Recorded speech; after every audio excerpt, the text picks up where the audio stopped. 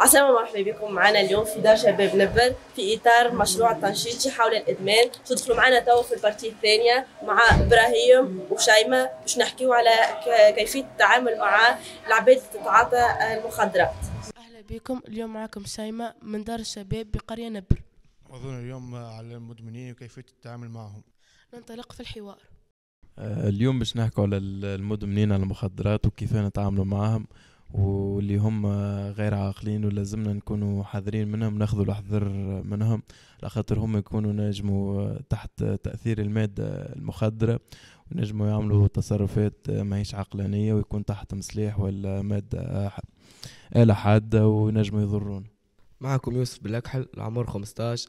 نحكوا في موضوعنا اليوم عن الإدمان، عن الإدمان وكيفية التعامل مع المدمن.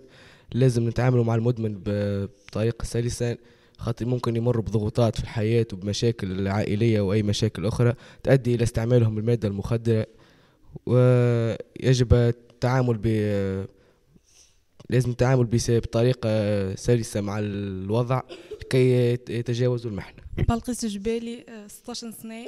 كي تفيق بالمدمن يستهلك في مخدرات، قوم بإعلام عائلته ومن بعد بالطبيعة تتبع الحالة متاعه وتنصحه.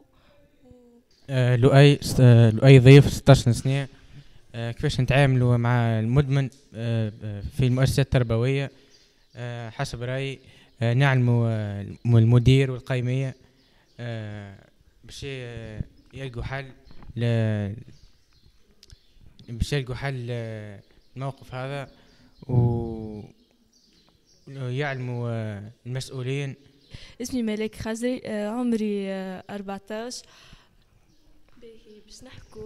باش نحكي على كيفاش نعملوا التلميذ في المؤسسة التربوية المدمن، يعني على المخدرات. لازم نعملوه بحذر ونحاولوا نتجنبوه، وفي بعض الأحيان ننصحوه كيف. اسمي يحيى مديوني، عمري 16 سنة.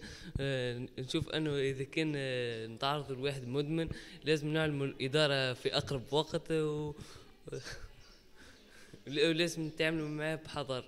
بعد ما خذينا آراء شباب نبر وآراء انتوما بطبيعة مختلفة، وهكا انتهى الجزء الأول على حديثنا على متعاطي المخدرات وعلى المدمنين. ونتلاقوا في الحصة الجاي. إلى اللقاء.